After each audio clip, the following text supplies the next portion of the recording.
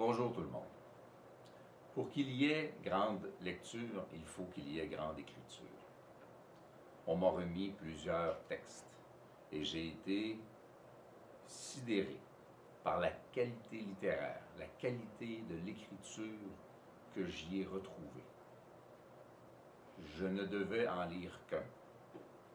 Ça ne veut pas dire du tout que les autres n'étaient pas tous tout à fait dignes d'être lus.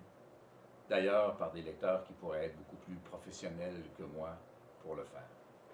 Je ne peux pas m'empêcher de faire un bref commentaire quant au texte que je vais avoir le privilège de lire.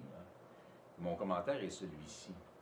Ce texte-là m'a fait réfléchir, m'a fait me dire que parfois, il faut descendre au fond du proverbial baril pour, presque par hasard, regarder vers le haut et voir qu'il y a encore de la lumière vers laquelle entreprendre une longue et, je suppose, douloureuse remontée. À cet égard-là, le texte est révélateur d'émotions intenses et je lui cède la parole.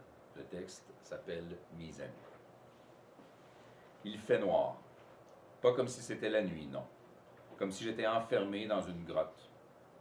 Vous avez déjà entendu parler de la grotte souterraine à 22 km de Grandbourg? Elle s'appelle la grotte Le Trou du Diable. C'est une immense caverne de 900 mètres de profondeur.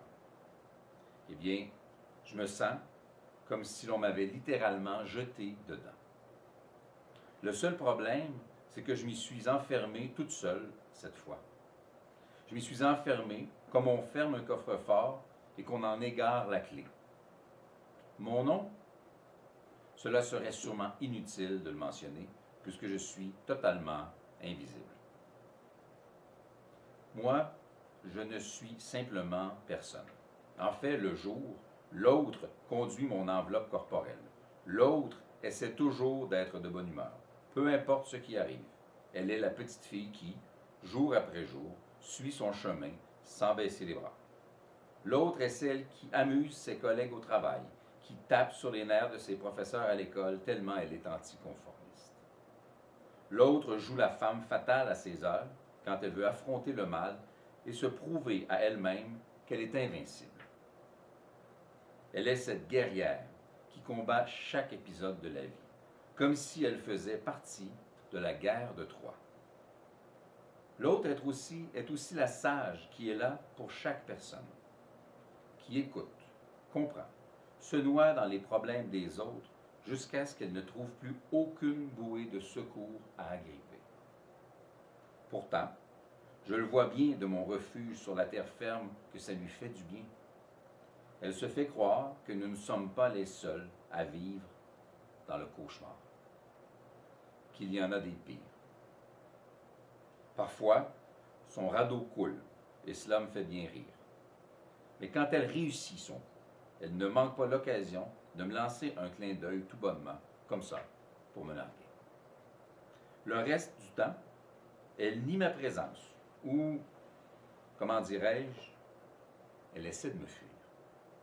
Elle m'ignore parce que je sais ce qu'elle a enduré, tout ce mal qu'ils nous ont fait. Je sais ce qu'elle cache aux autres, ce qu'elle essaie de se cacher aussi. Toute la honte, la colère qu'elle ressent, l'ennui, la peine, la frustration. Je connais ça puisqu'avant que le coup d'éclat n'arrive, nous formions une équipe. Nous étions moi. Je sais qu'ils ont volé notre vie, qu'ils ont tout détruit sur leur passage. C'était, chaque fois, comme si la plus grosse des tornades se mixait avec un ouragan géant et nous passait et repassait sur le corps. Je sais aussi que, plus jamais, nous n'allons pouvoir leur refaire confiance. Elle essaie encore de rebâtir notre fort, ce qu'elle peut être naïve. Mais je ne suis pas dupe, moi. Oh que non. Cela fait bien longtemps que j'ai appris que le Père Noël et la Fée des Dents ne sont qu'inventions.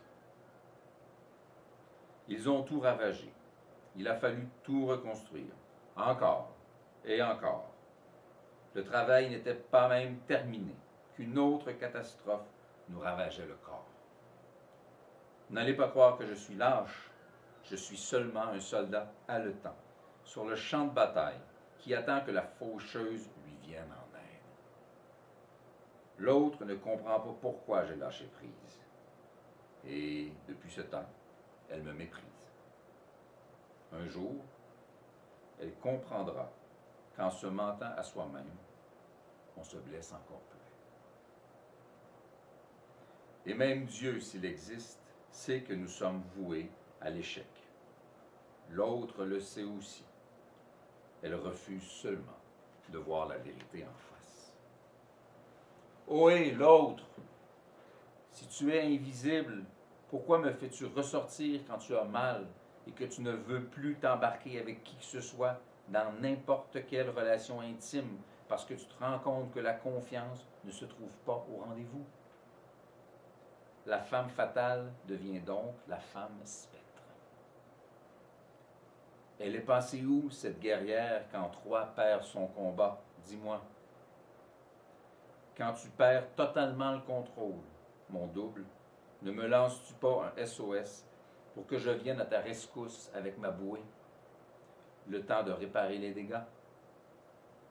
Je crois qu'il serait grand temps de grandir, petite rêveuse, et de revenir dans le monde adulte.